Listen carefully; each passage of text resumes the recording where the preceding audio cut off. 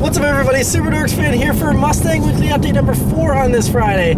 So, first things first, I'm filming this on a Tuesday because I'm going to be going out of town for Thanksgiving, and so since you're watching this now on Friday, I hope you all had a great Thanksgiving and fun Black Friday if you do that kind of stuff. And so yeah, what's new with the Mustang though? Well, the first thing is that it's past 2,500 miles already. So part of that is due to the fact that I went on a little road trip that you can see, from the vlog that I did this past weekend, and I went to go experience the delivery of my buddy's 2015 Mustang GT, and that was awesome. And this car is so good at road tripping. It's just so comfortable. I mentioned that back when I drove the car back from Columbus, the first night that I had it. But it's so nice to take on road trips. Like, I would drive anywhere in this car without hesitation. Just, I'd hop in and, okay, let's go to the other side of the country. Fine. I mean, it's the most comfortable car I think I've ever driven for long distances. It's really nice, and it's going really well. The only thing that's developed over the past week is there's a rattle around the trim, around the headlight controls, and I just kind of press on the trim a little bit, and it'll shut itself up. But there's a little tiny, very minuscule rattle. It's not loud or anything, just very minor. So yeah, no big deal. Things like that don't bother me too much. But yeah, little rattle there. The glove box sound has come and go. It's still not totally gone, but it's not totally there either. So that's kind of funny that that keeps coming and going. But I mean, overall, like I said, this car, it's still performing flawlessly. It's so nice. An update though, going back to my road trip. The road trip that I did was about a little over 500 miles to Maryland and back. I got 30 miles per gallon exactly on my average. That was mostly highway driving, but still 30 miles to the gallon in a Mustang is like sweet to me. So that was awesome. As far as my average in mixed driving, it's been varying a lot actually. It's been anywhere between like 24 miles to the gallon all the way up to 26 or 27 is my range, but it hasn't been very consistent. It's kind of strange because I don't think my driving varies that much, but the mileage has varied a lot, so not sure what's going on there. But yeah, I mean, it's still, like I said, it's performing flawlessly. I love it. So yeah, I just can't stop speaking highly enough about it. One person mentioned, they asked the question, is this a good first car? And that's one thing I will say, it is a larger car. There's a lot of car to manage, and the visibility with the hood being so long, it's a little bit more challenging, a little more intimidating to drive than your standard small car, I guess you could say. And so that's one thing to keep in mind. But aside from that, I mean, it's very predictable in its handling characteristics, and it really is a really nice car to drive. And aside from the larger proportions, it's a very easy car to drive as well. So I think this would be a great first car. The V6 or the base EcoBoost being 26 grand, it's a really nice starter car. So I would definitely recommend it as a first car. So yeah, but anyway, I'll send back to me at the news desk for this week's news. Right, so for this week's news, the first thing is that at the LA Auto Show this past week, Ward's Auto questioned some Scion officials about whether or not there's going to be a convertible FRS still, or if they're going to have a turbo version at any point. And they said no to the convertible version. They said basically they wanted it in the US, but the other markets around the world there wasn't enough demand for a convertible, so they axed those plans. I had also heard in the past that Subaru didn't want to do a convertible because it wouldn't be safe enough for them, and they thought that it would give up some safety, and they didn't want to have that, so Subaru didn't want to do it. And Subaru's the one building all the cars, so if Subaru doesn't want to do it, it won't happen anyway. But sounds like Scion couldn't make a business case for it anyway, so no convertible one, sadly. And as far as the turbo one, again, they're saying they want to keep this car as low cost as possible, so they're not planning on doing a turbo version. So, I don't know, hopefully there'll be something at some point that's more powerful. Like, there was rumors of a larger displacement version or something like that. Hopefully that comes out. But according to Scion, there's no turbo version in the pipeline. So that's kind of disappointing. In other disappointing news, the RC Convertible concept that was shown at the LA Auto Show, everyone was excited for it. I mean, the IS convertible's been out for a while and needs to be updated or replaced. It's based on an old model at this point. But according to Lexus, the dealers don't want a new convertible. They want a 3-row crossover SUV instead. So, Lexus had built the RC coupe with the intentions of making it into a convertible eventually. So it would have been very easy to do, but they're listening to their dealers, and instead they're making a boring large crossover instead because they think that'll sell well. And they're probably right. It probably will sell well. It'll sell a lot better than a convertible. It's sad that they can't do both, but for right now it looks like they're going to have to do a crossover instead. So more disappointing news there. For some good news though, Mercedes officially unveiled the CLA Shooting Brake, which is one of the most beautiful wagons I've ever seen, and it's just glorious. And yeah, so it's going to be available in the AMG and the standard versions, but here's the kicker.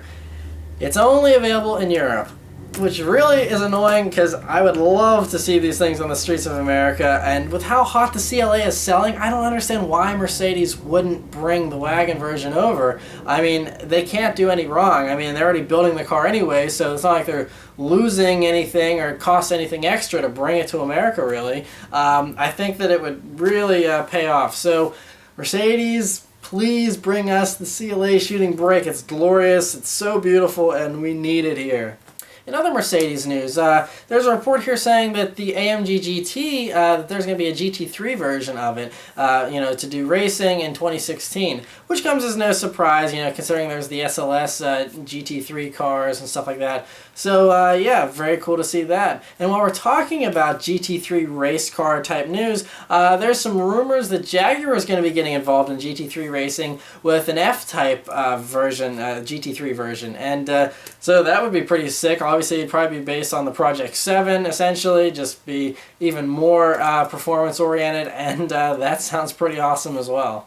In other awesome sports car news, Audi has said that they're still working on the Quattro, which was going to be their coupe sports car kind of thing. They said that they're working on a production version, but it's going to be even more radical and have some surprises that the Quattro concepts we've seen already haven't had. So, there was the one that debuted last year, I believe, or early this year, that had the laser headlights, and then there was one that was debuted several years ago and looked awesome, and we've been wanting one for a while now, and hopefully it'll come in the not too distant future, but they are working on it, and it's supposedly awesome, so that's something to definitely look forward to.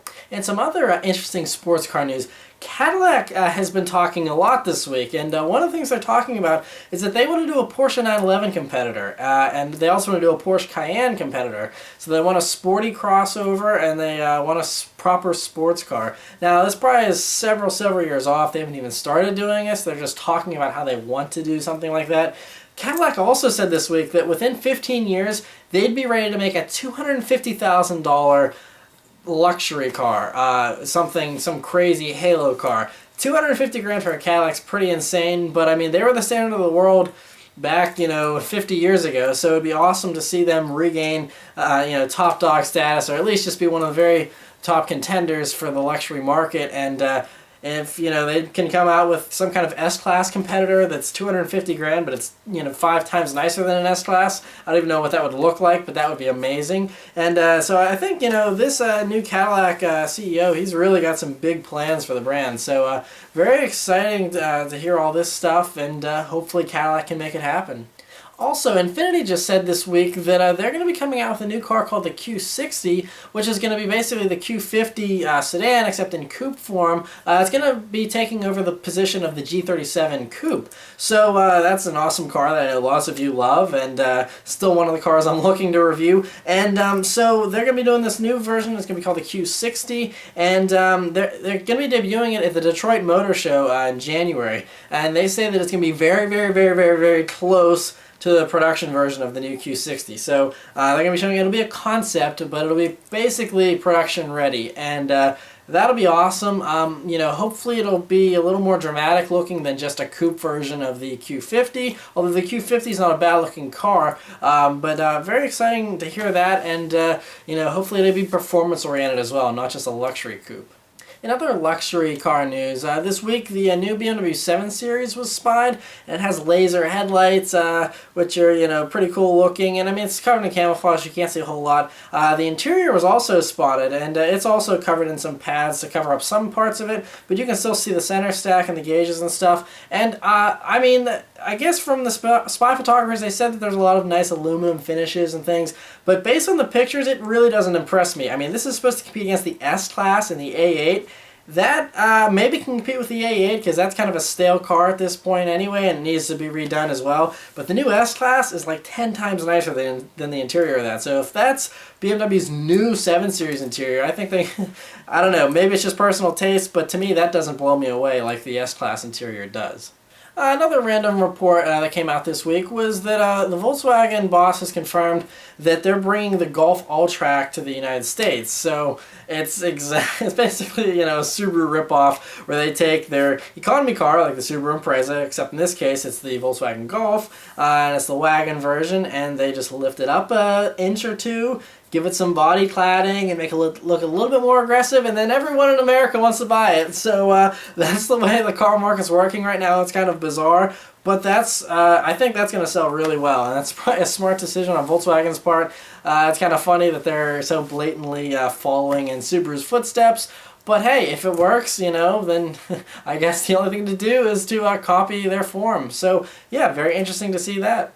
And the last news piece I want to talk about is a car that was debuted at LA Auto Show last week, but I didn't have a chance to talk about it because it was a very late reveal. And that is the Fisker Galpin Rocket, which is a modified Mustang, but they've taken it a little bit further than the standard you know, modifiers of the Mustang. And so this one, it's, you know, got some custom coach work done to it. It's got a cool hood and front bumper, and it's got a very interesting chrome grille that reminds me a lot of a Spiker, something like that. And it's pretty cool looking. It's different, that's for sure. So yeah, but it has, you know, over 700 horsepower, and it's crazy performance-wise and stuff. So yeah, I'm not sure what their plans are with that, but it's an interesting concept nonetheless. So yeah, that's it for all the news this week, guys. So send it back to me in the car. Alright, so I'll leave you guys a nice little acceleration here, like I always do. Second gear chirp, and it just takes it off. Oh man. So fun, and the way the Mustangs are always sprung, they're kind of on the softer side, which I really like for acceleration, because that nose like lifts up and you feel like you're riding a horse. It's like just galloping away and you're just hanging on, and it's really cool. Mustangs have always had that. All the Mustangs I've driven that have had stock suspensions, you know, they've always felt like that, and I actually really love that. I mean, yes, it's not the sharpest and stuff like that, but it's to me it's so fun and so dramatic. Mustangs always feel like it's an event whenever you drive one. It's very theatrical, and it's just so much fun. So yeah, anyway, thanks for watching, guys. I'll see you next time. Take care.